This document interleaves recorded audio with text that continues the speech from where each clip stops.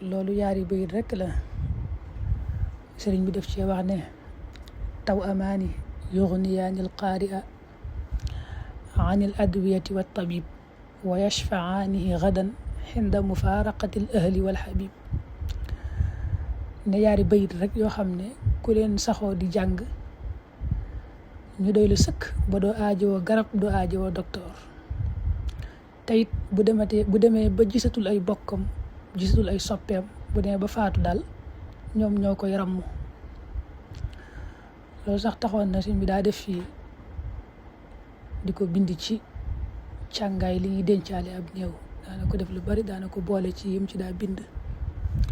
yaari bayit yi mooy da ko ubbee ak salaatu wa sallallahu ala sayidina wa maulana muhammadin al mubri al asqaam.